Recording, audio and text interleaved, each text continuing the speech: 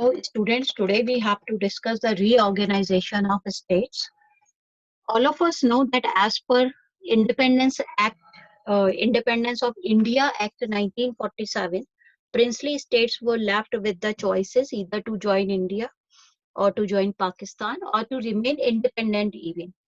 Already by drawing of Redcliffe Line, India and Pakistan were partitioned. As you could see here, this is the Redcliffe Line, and India and Pakistan had been partitioned by the commission, which was headed by Sir Cyril Redcliffe.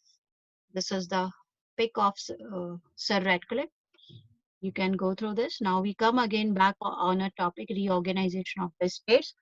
So out of 565 princely states, approx 552 princely states were with India and 13 states were with that of Pakistan. Out of 552, 549 signed the instrument of annexation, and the three princely states, Junagadh, Kashmir, and Hyderabad, though they also signed on the instrument of annexation, but we had to struggle hard for that. We had to convince them. Now, to convince the princely states, the government of India offered them the privy purse. What do we mean by privy purse? Privy purse is a kind of payment made to the ruling families as a part of their agreements to first integrate with India in 1947 after the independence of India and later to merge the state in 1949, whereby they lost all the ruling rights. So now the process of nation building did not come to an end with Pakistan and integration of princely states only. The challenge was to draw the internal boundaries of the Indian states, and these have to be drawn. So for this purpose, the government first of all appointed the Askedhar Commission.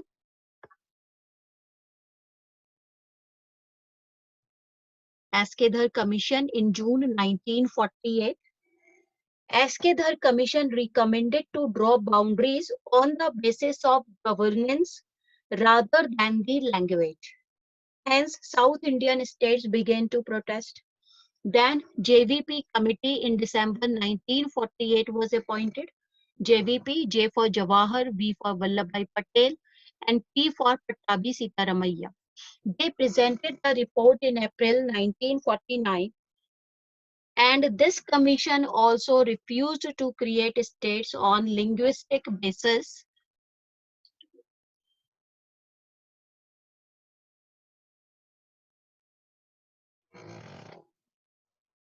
Hence, South Indian continued to protest, especially in the Telugu-speaking areas of the old Madras provinces, which included present-day Tamil Nadu, parts of Andhra Pradesh, Kerala, and Karnataka. We could see this in the map. This was the mainly Telugu-speaking areas of old Madras province, and the movement took place here. It is known as the Vishal Andhra movement. Andhra Pradesh.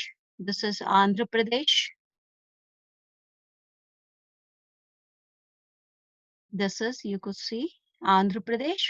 This is Karnataka, and this is Tamil Nadu, and this is Kerala.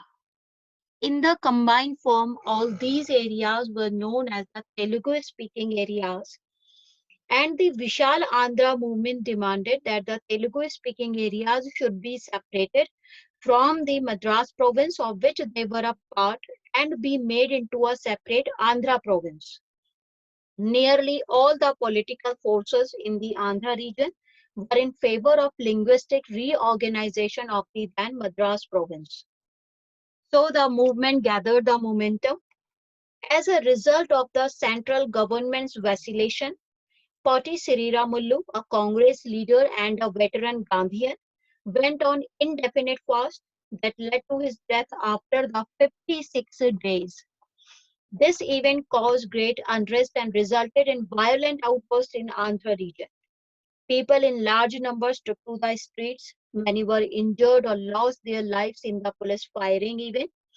In Madras, several legislators resigned their seats in protest. Finally, the Prime Minister had to announce the formation of separate Andhra state in December 1952.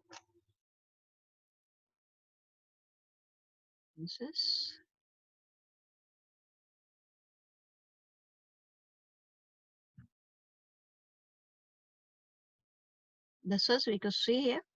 After a long movement in December 1952, Andhra Pradesh was created on linguistic basis.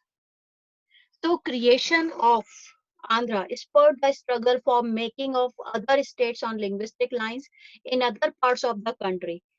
The struggles forced the central government into appointing a states reorganization commission in 1953 to look into the question of redrawing of the boundaries of the states. The commission in its report accepted that the boundaries of the state should reflect the boundaries of the different languages. On the basis of its report, the States Reorganization Act was passed in 1956, and this led to the creation of 14 states and 6 union territories. We could see in the map again. This is the map drawn in 1956, and we could see India emerged with the 14 states and 6 union territories finally. Above all, the linguistic states underline the acceptance of the principle of diversity. When we say that India adopted democracy, it does not simply mean that India embraced the democratic constitution, nor does it merely mean that India adopted the format of elections. The choice was larger than that. It was a choice in favor of recognizing and accepting the existence of differences which could at times be oppositional. Democracy was associated with plurality of ideas and ways of life.